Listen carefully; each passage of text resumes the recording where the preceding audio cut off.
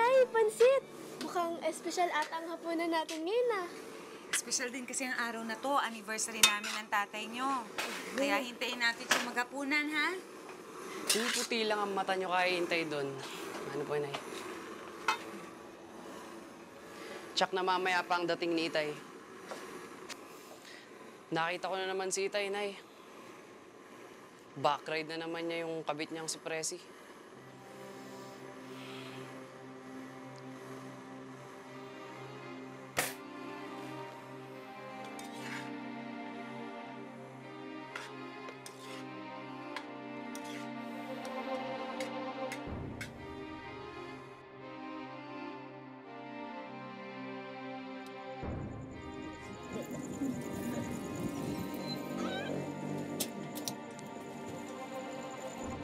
Nay, ayun yung babae. Yun yung kabit ni Itay.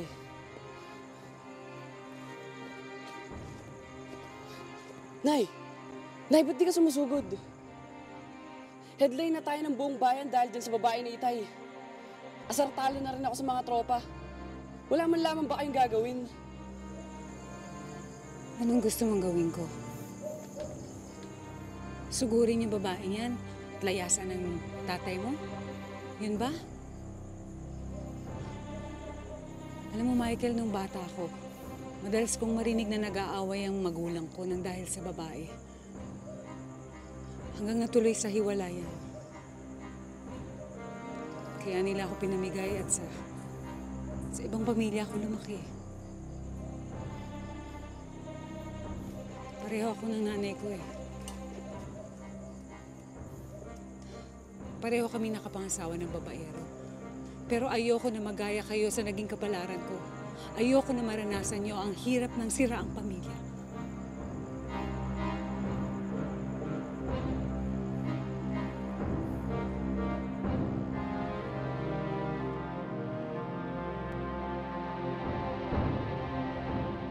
Hanggang saan nga bang pagmamartir ng isang babae sa pambababae ng kanyang asawa? Gaya ba ito ng sinumpaang pangako sa simbahan na till death do us part? 20 taon ng kasal sina Ray at Norma. At sa loob ng panahong yun, at sa kabila ng pagkakaroon nila ng 3 anak, patuloy pa rin ang hindi na mabilang at hindi na mapigilang pambababae ni Ray. Dalawa silang sumumpa na magsasama sa hirap at ginhawa. Pero pakiramdam ni Norma, puro ginhawa si Ray. Samantalang siya ay nag-iisa sa paghihirap na itaguyod ang kanilang pamilya. Naku, dapat yata tinetesting mo muna itong mga produkto mo para alam natin kung effective tong mga to. Tama. Beauty products pa naman ang tinda mo, Norma. Pero kita mo yung itsura mo. Losyang ka na. Sana, kung may asawa ka na, nag-aayos ka pa rin para hindi nang bababa yung asawa mo. Ang gaganda nyo kasi, no? Try nyo kayong magsalamin sa bahay. Meron ba kayo nun? Ha? Aileen. Magsalita. Eh, kasi tingnan mo. Mo nang katulad. Tsaka. Mga customer niya. Alam niyo, gustong-gusto ko naman talaga bumili ng mga pampaganda na yan eh. Pero talagang wala akong pambili.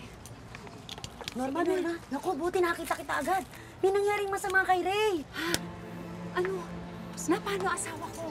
Nasa presinto siya, dinampot ng mga pulis.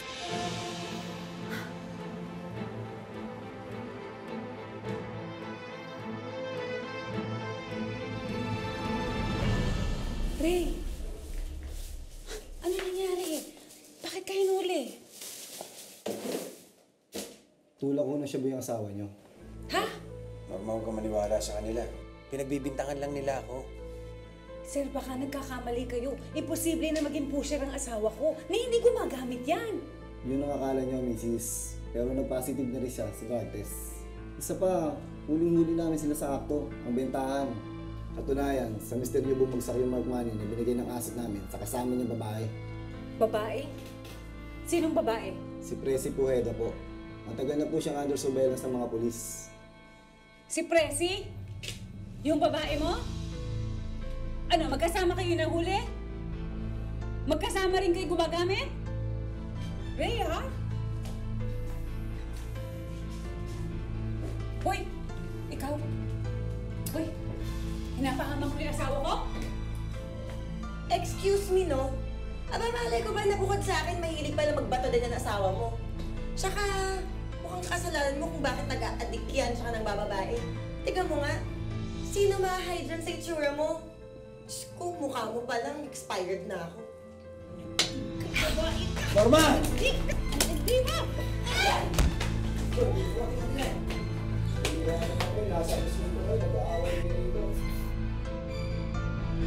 Umali, kung ako yun, pinutol ko na yung kaligayahan ng asawa ko. Kahit yung babae. Ang kabit na yun, ay nako, mata lang ang walang latay. Pero ikaw, ano ka ba? Parang ikaw pang naagrabyado. Alam mo, Eileen, sakit lang ng katawan to. Yung mga pasang to, gagaling din naman yan eh. Pero yung sakit ng pambababae ni Ray, lagi nandito eh, hindi nawawala. Bakit ganun ba yung mga lalaki? Bakit pa sila nagloloko? Ano ba bang hinahanap nila? Eileen, baka naman may kulang sa akin. Kaya nabababae si Ray. Sabihin mo na sa akin, ano bang kulang sa akin? Baka naman hindi ko na nakikita. Wala, Mare. Lahat naman ginawa mo na eh. Adik lang talaga sa letrang B ang asawa mo. Babae, bato. Ayan, bingo, sa kalungan.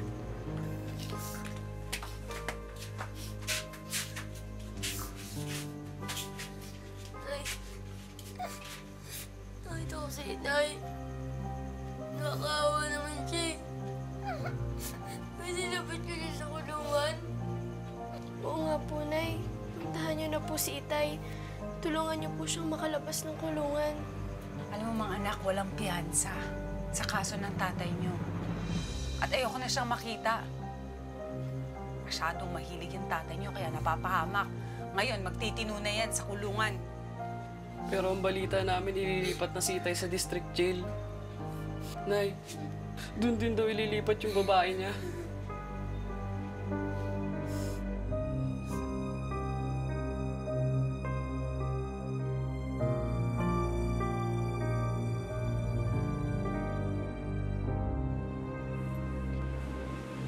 Lumapit ako sa mga kamag-anak natin pero katulad natin, kapos din sila. Kaya sa public attorney's office na ako kumuha ng abogado. Huwag mo na rin alalahanin ang mga anak natin kasi ako na munang bahala sa kanila. Norma.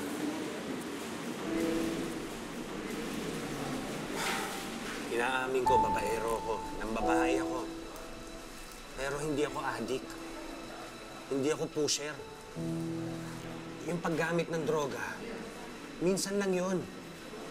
Panlaban ko lang sa puyat pag pumapasada ako. Pahama kasi yung babaeng yan eh.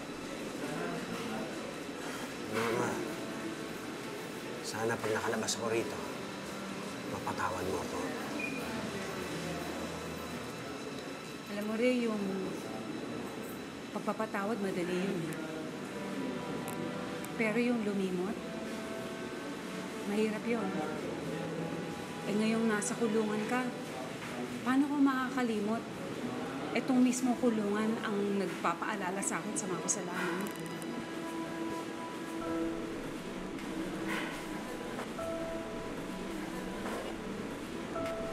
Patawarin mo na ako. Pinapangako ko sa'yo, pag nakalabas ako rito, magbabago na ako.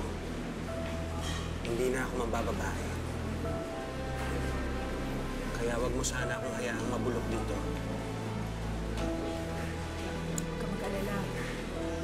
Hindi ko pa rin nakakalimutan na kasal tayo. Tutuparin ko yung obligasyon ko bilang asawa. Sa pagkakakulong ni Ray, ay parang nabilanggo na rin ang buong pamilya ni Norma. Mula noon, ay sa loob na ng kulungan, iikot ang buhay nila. Araw-araw, mula 1:00 hanggang 5:00 ng hapon, ay nasa kulungan si Norma. Lahat ng okasyon, birthday, Pasko, o bagong taon, ay sa kulungan na rin nila ipinagdiriwang. Birthday na birthday mo, malungkot ka. Yun na nga po eh. Birthday ko ngayon pero dito tayo magsa-celebrate sa kulungan. Isang taon na tayong ganito na eh. Baka pwedeng hindi muna. Tsaka may lakad kami ng barkada ko mamaya. Uunahin mo pa yung barkada mo kaysa sa tatay mo. Michael, pagbigyan mo naman ang tatay mo. Eh, hindi ko naman kasalanan kung bakit siya nakakulong eh. Tsaka bakit kami nadadamay eh. Huwag ka nga magsalita ng ganyan. Kahit ano pa ang nangyari, tatay mo siya. Eh, sa gabi na lang kayo lumabas ng mga kaibigan mo. Excuse me. Sir, Ay, meron pong pila doon sa likod. Nauna kami. excuse me. Tumawag na ako sa opisina nila at nagpa-reserve na ako ng pila. Sir. Thank you, sir. Excuse me. Ganito pa rin ang palakaran. Palakasan.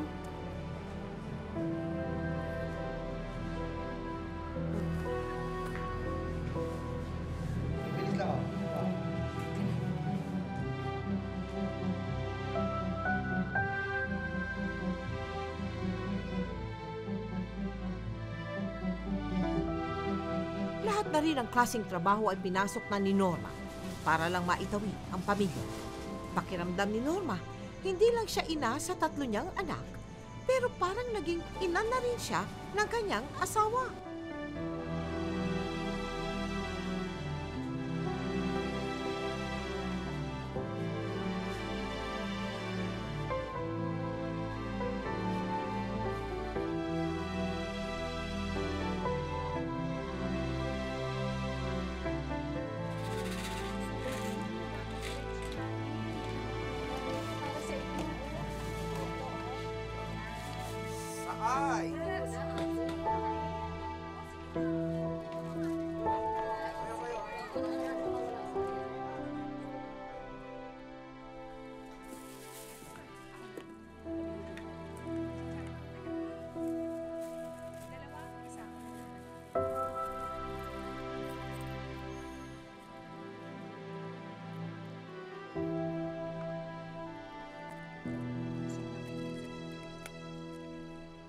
Salamat po.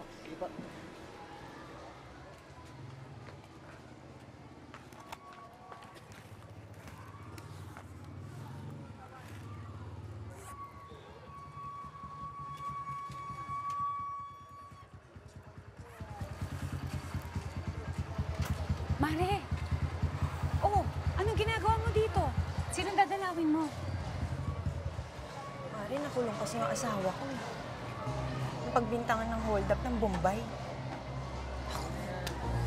Mare, ang hirap, Mare. Sino bang mag-aakala na pati dito magiging classmates tayo? Simula na makulong ang asawa ko, nawasak ang pamilya namin. Alam mo, Mare, kabaliktaran ang nangyari sa amin. Parang mas nabuo pa ang pamilya namin na makulong si Ray. Ngayon, nakakaranas kami ng kumakain, sama-sama bilang pamilya. Napaganda pa yata yung pagkakulong ni Ray eh. Kasi ngayon, hindi na siya makakapambabae sa loob.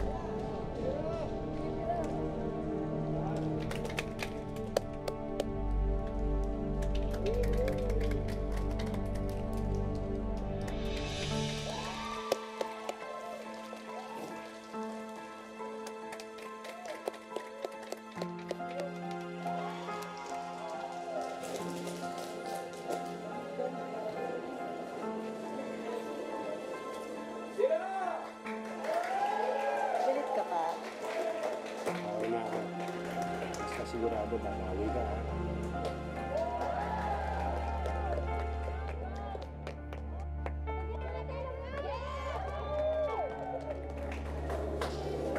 Hoy!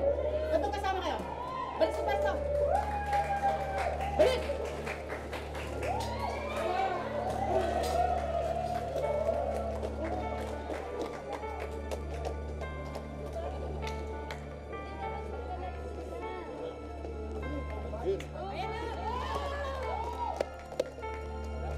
Pre, thank you.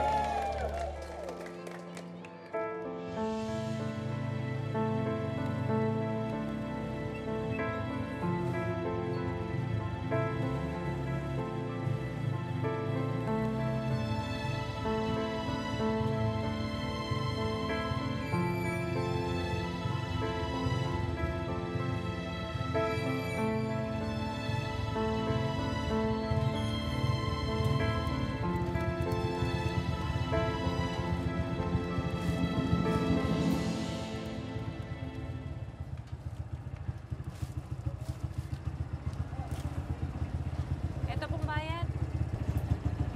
Aileen, halika na. Oh, naninibago ka pa rin ba? Masasanay ka rin sa sitwasyon. Akong bahala sa'yo sa loob. Isusosyo na rin kita sa pagtitinda. Halika na.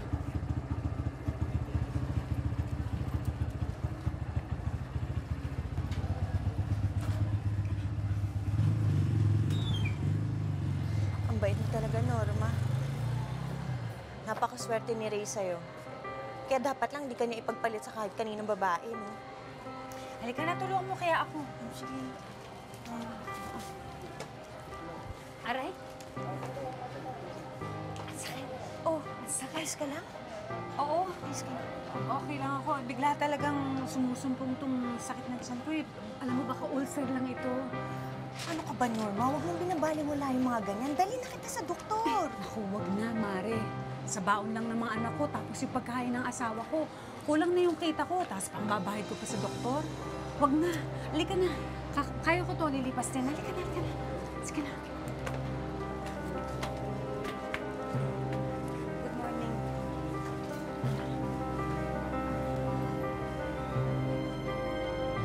Ang pagkabilanggo ng isang nasentensyahang kriminal ay simula lamang ng kanyang kalbaryo.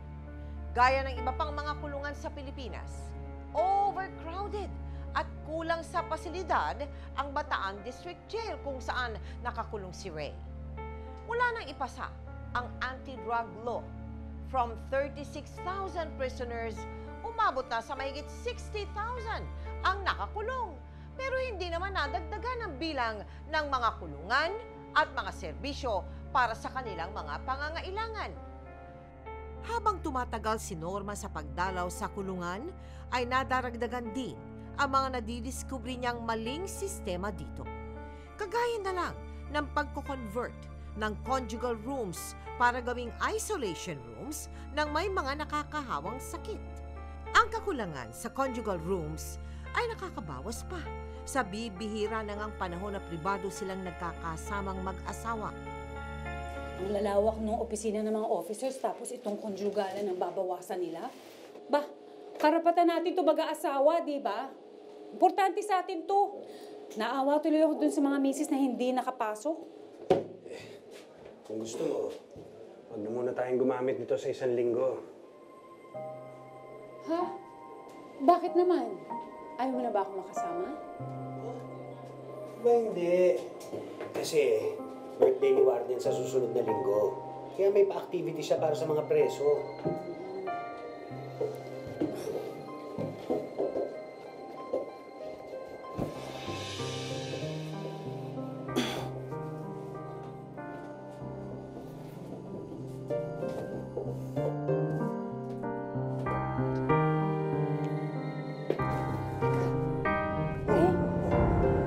Ano yun? Utas ba yun? Ano yung nasa likod niyan? Di ba yung isolation room yun? May tao na ba dyan? Tayo-tayo na lang, nagtatalo-talo pa! Naku, Ray, gawin na lang natin ang paraan. Ha? Mapapaaway ka lang eh. Ito na, takpan mo na lang.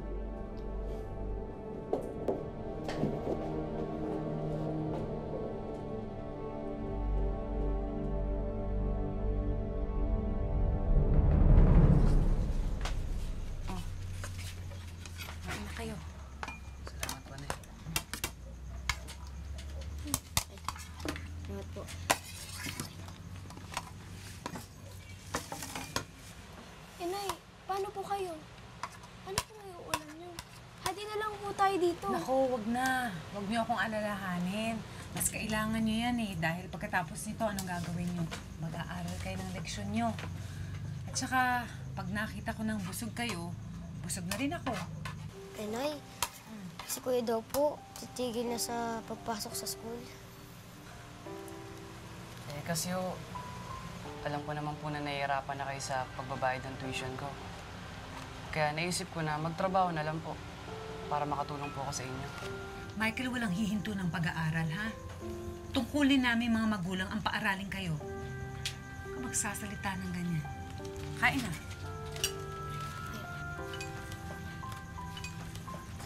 Ma! Oh! Mare! Ba't humahangos ka? Ano problema? Nabalitaan mo ba, ha? Birthday ni Warden. At nagpapaparty ang mga asawa natin doon kasama mga babaeng inmates. Teka, conjugal visit namin ngayon, ah. Kaya naman pala hindi ako pinadalaw. Pa-activity pa siya, may pa-party pala. Sigurado ako nakasama si Presi. Oh, ano pag hinihintay mo? Balik ka na! Oh, saan tayo pupunta? Saan pa? Di sa kulungan. Alam mo, magbukbuk tayo dito habang nag-happy-happy sila. Halika na! Diyan muna kay mga anak, ha? Sandali lang.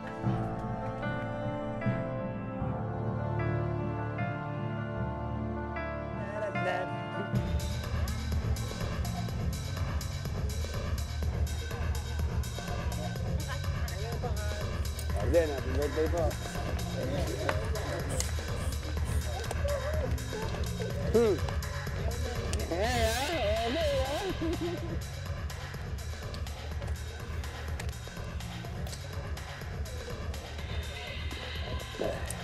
Buti na pala kayong mga lalaki. May mga conjugal visit kayo. Kami yung mga babae, wala. Mahirap daw kasi magbuntis eh. Bakit naman kailangan magtiis kung may ligtas na paraan? Sayo tayo. Oh, halika. Yun, oh. Alam mo, pangsi ka. Hindi libre ang party. Kailangan bumili ka ng ticket para makapasok ka. Grabe rin yung racket nila, no? Halika na, dali.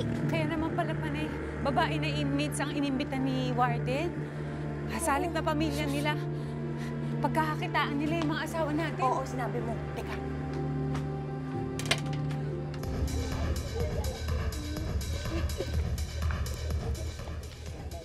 Bata, ako naman dyan. Chairman, kaumpisa lang ako namin. Aangal ka? Eh, mas mataas ang posisyon ko sa dito. Nako, Chairman. Hayaan mo na yan. Sasama naman ako sa'yo eh. Halika, halika, inom tayo. Kailangan ko brandy.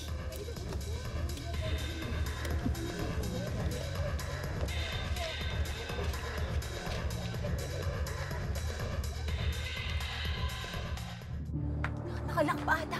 Buksan niyo to! Buksan niyo! Ayaw nila buksan ah. Teka lang, halika dito, dali. Hoy! Magbuksan niyo kami! Buksan niyo yung pinto! Aileen, mali itong ginagawa natin. Mas mali yung ginagawa nila, kaya dapat natin silang kalampagin. Itong bato, oh! Batuhin mo rin! Batuhin mo, dali! Aray, mga walang hiya kayo, ah! Norma, dali! Tapo! Halika, Norma, dali! Norma! Ano ba nangyayari sa'yo? Uy, Norma! Naku. Norma! Norma! Norma! Norma!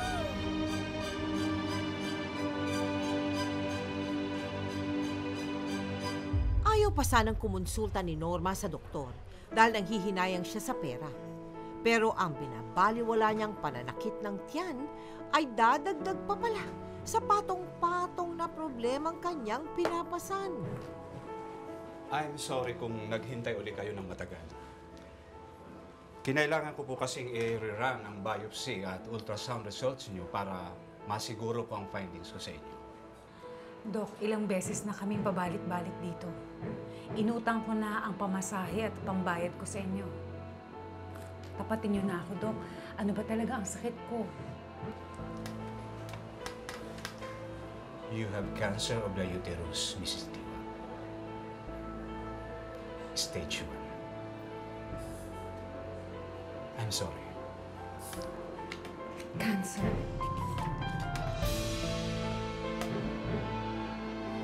Cancer ang sakit ko. Diyos ko.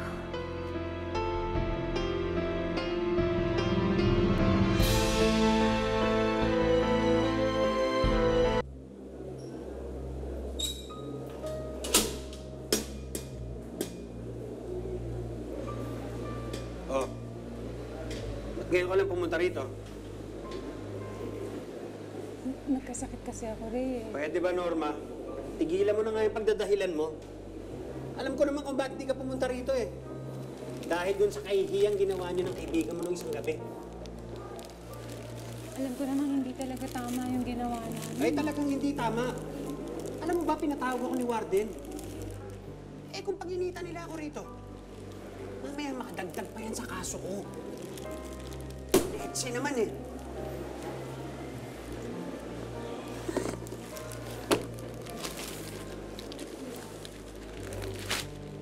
Hindi kasi nag-iisip ng tama eh. Hindi mo sinabi sa asawa mong kalagayan mo? Eh, naunahan ako ng galit niya eh. Ayoko naman makadagdag sa problema. Diyos mi Mari, hanggang ngayon ba, mamartir ka pa rin dyan sa asawa mo? Aileen, kung ilihim na lang kaya natin sa kanila yung sakit ko. Pati sa mga anak ko, eh kasi baka mag-alala pa yung mga yun eh. Makakasira pa ako sa mga pag-aaral nila. Total naman, wala naman ako magagawa sa kalagayan ko eh. Ano ka ba, Norma? Ano ba sabi ng doktor, ha? May pag-asa ka pa. Magpa-opera ka lang at magpa-therapy. Masyado kang niki. Aileen, saan kamay ng Diyos ko kukunin ang perang pang-ospital? Gano'ng katagal ako doon? Eh kung hindi ako kikilos ngayon eh, yung mga anak ko, mas maaga pa silang mamamatay sa gutom. Kaya tatanggapin ko na lang na ito ang kapalaran ko. Ilalaan ko na lang yung panahon kong natitira para sa pamilya ko. Bisa nyo. Init-init naman dito. 3 chewing gums, please. Eto.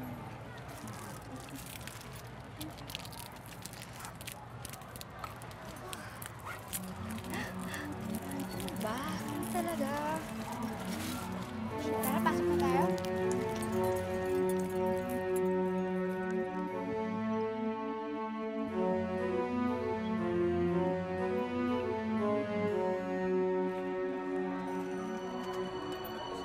Sino yung mga yun? Mga pokpok. Hindi ko nga alam sinong dinadalaw nila dyan.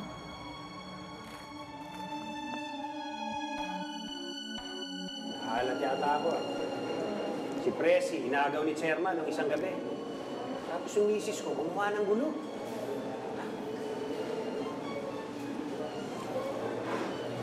Babae lang ba pinaproblema mo, pare? Hindi problema sa atin yan. Cheche! Halika nga dito. Bakit? Che! Kay paring Ray. Parehas kami ang likaw ng bituan yan. Ay, Hi. Musta? Pwede bang makipagkaibigan? Oo naman. Bakit? Anong klaseng pagkakaibigan ba gusto mo? Ako, kahit ano, basta kung ano laman ng bulsa mo. Cheche naman. Ako nang bahala dito kay paring Ray. Basta, siguraduhin mo mapapaligaya mo siya.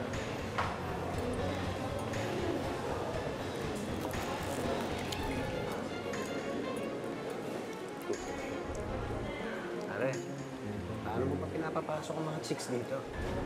Simple. Pwede tinapalan ko ng kwarto yung mga gwardya. Kami diskarte rin ako kung paano sila makakapasok sa selda natin. So may tiyempo lang ako ng magandang okasyon.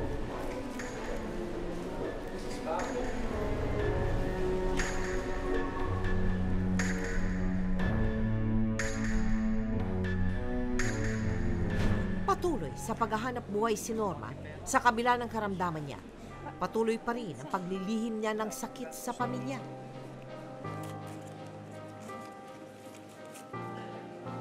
Walang kamalay-malay si Norma na patuloy din ang lihim na pakikipagrelasyon ng asawa niya sa bayarang babae. Dito lang nauuwi ang perang pinaghihirapan ni Norma.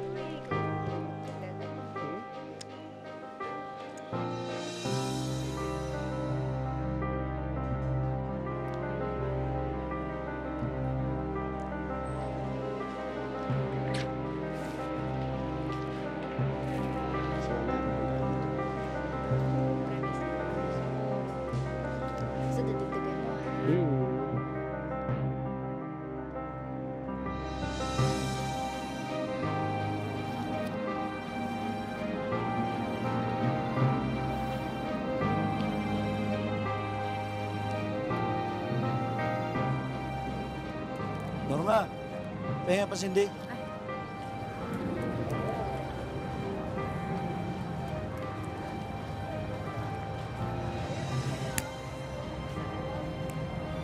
Salamat ah.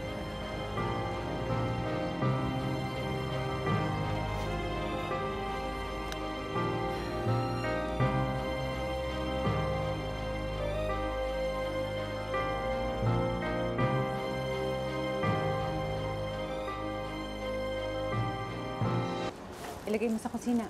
Sige.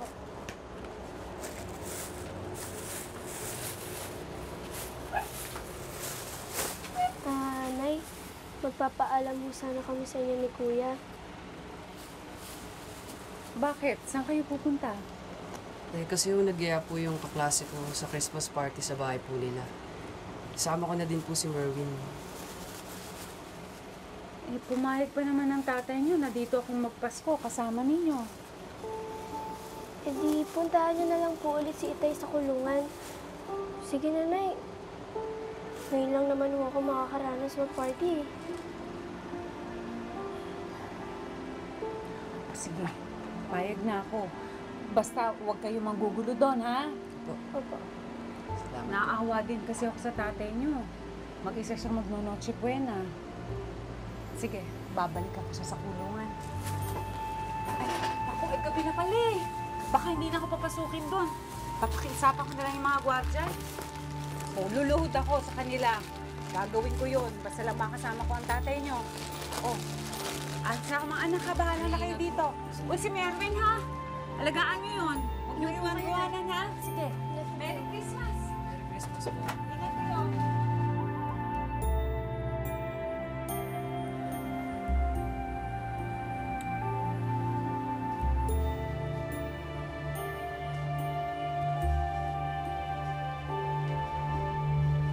Romero, dito ka muna. Hanap lang ako maganda-ganda signal.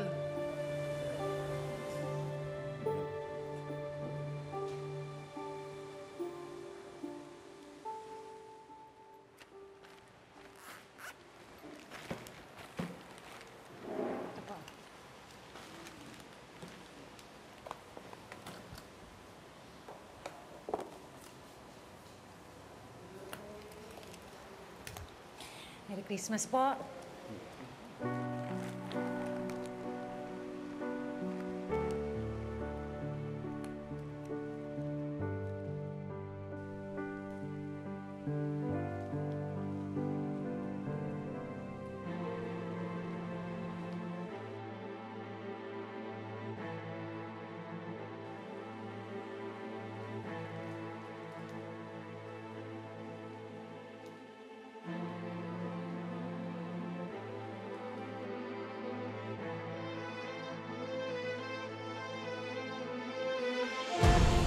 Mahulaya kayo! Norma! Ay! Babae kang landi-landi mo? Ano? Paano? Tama na! Bumabago sa may asawa! Paano nakapasok dito, ha? Kapal ng mukha mo, ha? Tama na! Mukha mo! Bumalik ka dito! Bumalik ka dito! Norma! Ano ba? Tama na!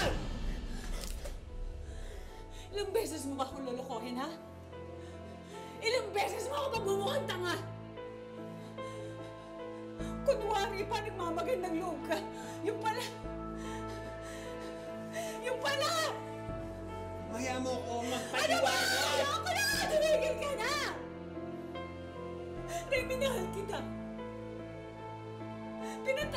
na pinagsilbihan kita. Lahat na ginawa ko para sa'yo. Pero anong ginanti mo? Pati yung bayan ng babae pinapatulan mo? Wala namang sinasakto yung pagkalalaki mo. Wala ka namang respeto sa akin.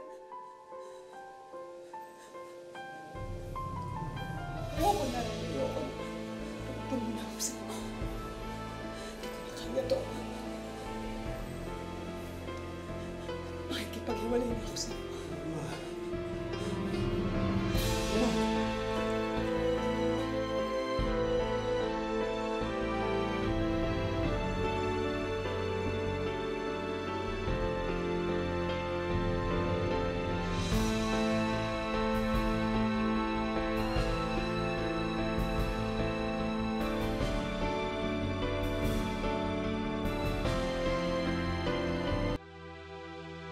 Akala ko ligtas na ang asawa ko sa pambababae dito sa kulungan. Eh may nakakapasok ho ng mga sex worker, mga bayarang babae dito. Eh paano kung may mga sakit yung mga babaeng yun? At hawaan ng asawa ko, di magkakaawaan na lang kami lahat?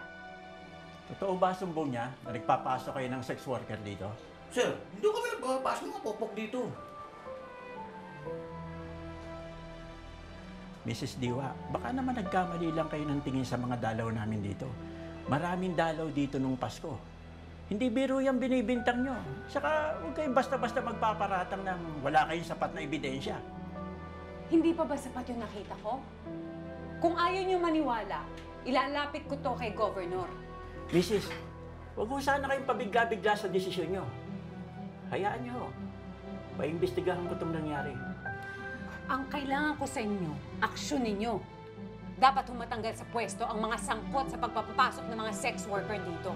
Kung hindi nyo gawin yan, isinusumpa ko, ilalabas ko lahat ng bulok na kalakaran dito sa loob ng kulungan.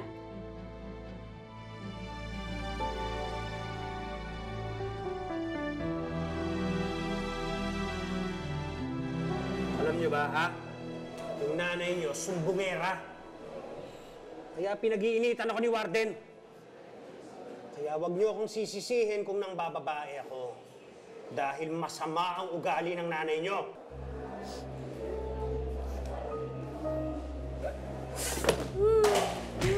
Wala kayong kwentang ama! Wala kayong kwentang asawa! Kayo na nga itong may kasalanan. Kayo pa yung may gana magalit kay inay. Alam mo ba may sakit si inay? Alam mo ba may cancer siya? Cancer? Ano pinagsasabi mo, ha? Ikaw gumagawa ka pa ng kwento, ano? Para makonsensya ako! Ayaw mo maniwala! Ito ebidensya!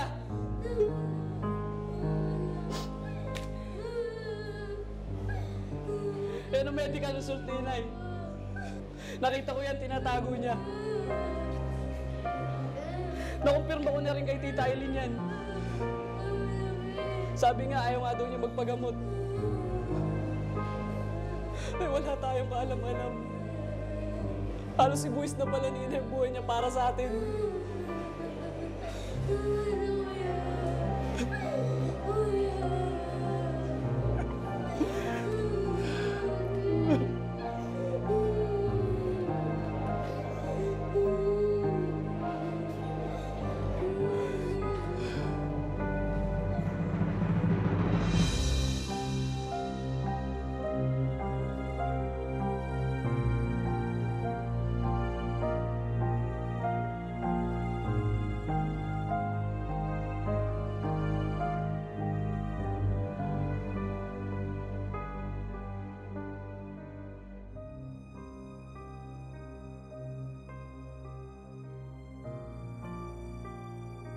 Dear Norma, kung hindi pa dahil sa anak natin, hindi ko malalaman na may sakit ka. Hiyang-hiya ako sa'yo. Naging napakasama ko palang asawa sa'yo. Sana mapatawad mo pa ako. Alam niyo na,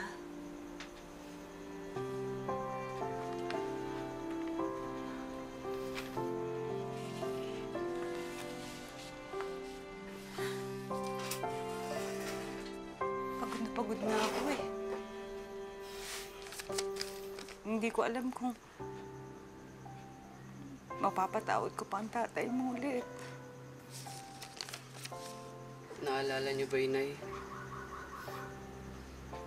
Nung ayaw niyong sugurin yung babae ni Itay. Inis na inis ako sa inyo nun.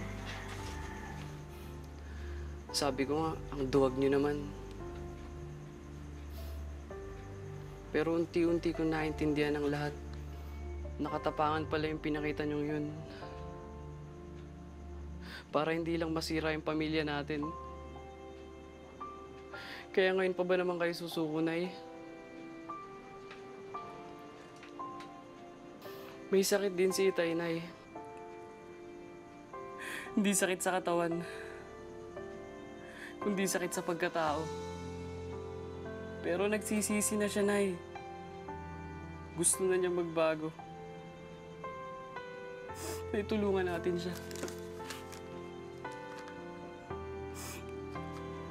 Di ba, ang totoong pamilya, hindi sila nag-iiwanan kahit anong problema pa to.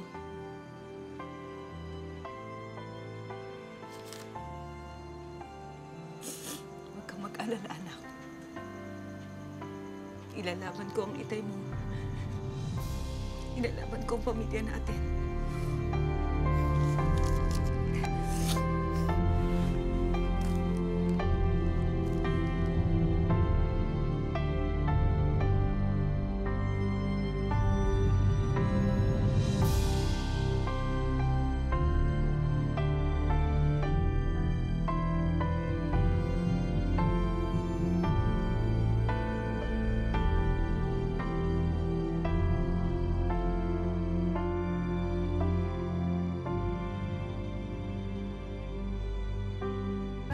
Mula nang mahuli ni Norma si Ray sa akto ng pambababae nito, ay hindi na muna siya magpapakita sa asawa.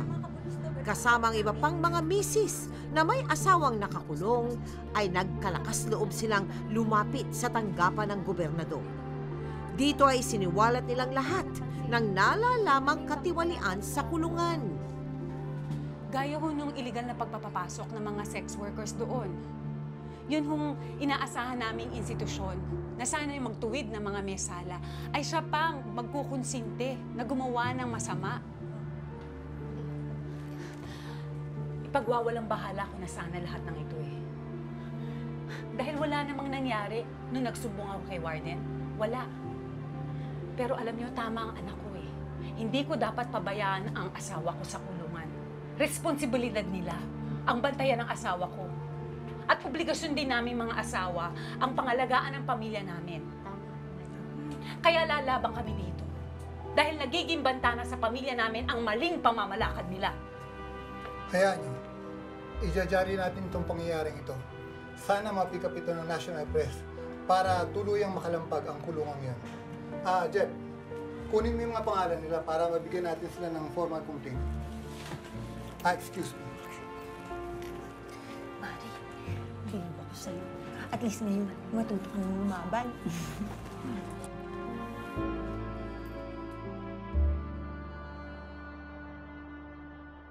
Bautista, Ritual, Diasis, may dalaw kayo. Please.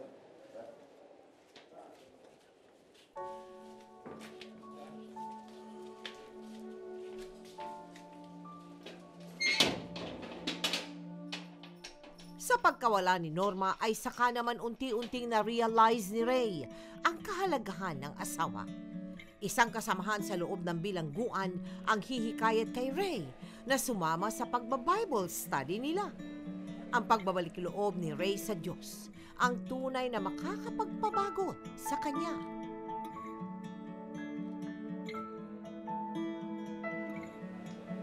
Anak,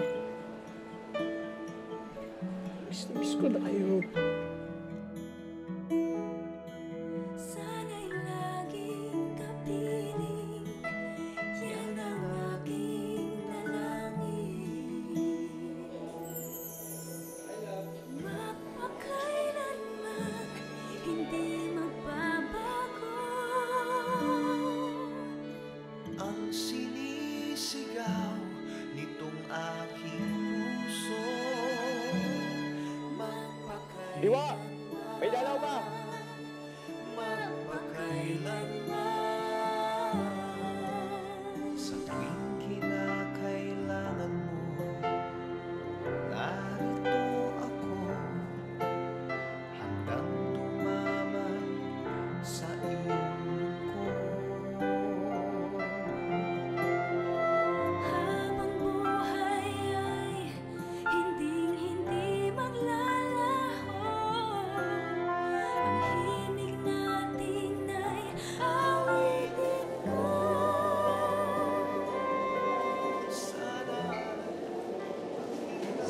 At dinilin mo sa sandasal ko. Alam ko hindi ako karapat dapat sa'yo. Pero mapapatawad mo pa ba ako? Eh, kung ang Diyos nga nagpapatawad, ako pa kaya? Salamat. Kumusta ka na? Sinusumpong ka pa lagi ng sakit mo. Huwag ka mag-alala. Gagawa ako ng paraan. Papagamot natin yung cancer mo. Tagal ko nang tinanggap na hindi na ako gagaling sa sakit ko. Pero ang gusto kong lunasan ay yung tila sakit na cancer dito sa loob ng kulungan. Napahanga mo.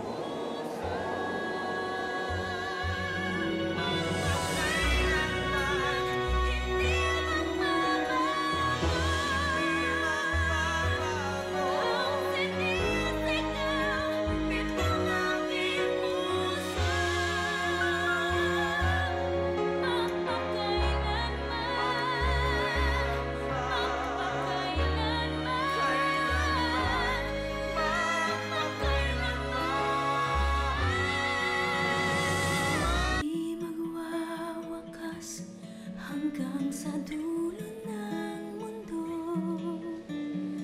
Ang kalinga ko'y asahan mo. Kahit pa anong landas ay tatahakin ko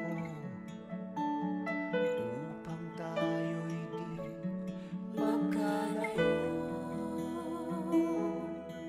Sana'y laging kapiling, yan ang aking dalangin.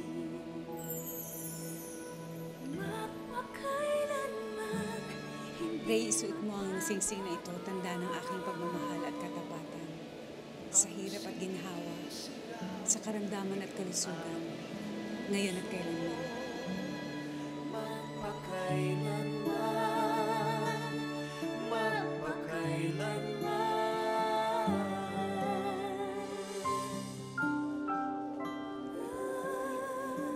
Alam mo ba kung bakit kita pinagsasalan ulit?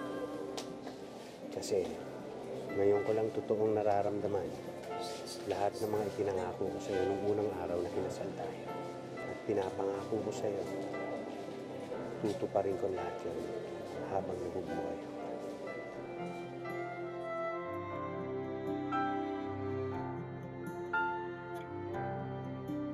Mula ng madyaryo ang tungkol sa iligal na pagpasok ng mga sex workers sa kulungan, ay marami ng magagandang pagbabago sa district jail. Pinatalsik na sa trabaho ang mga tiwaling gwardya. Naging mahigpit na rin sila sa pagpapasok sa loob. Mula noon ay hindi na muling nakapasok ang mga sex workers ng kulungan. Lahat ng ito na isakatuparan dahil sa pakikipaglaban ni Norma at ng mga misis na kasama niya.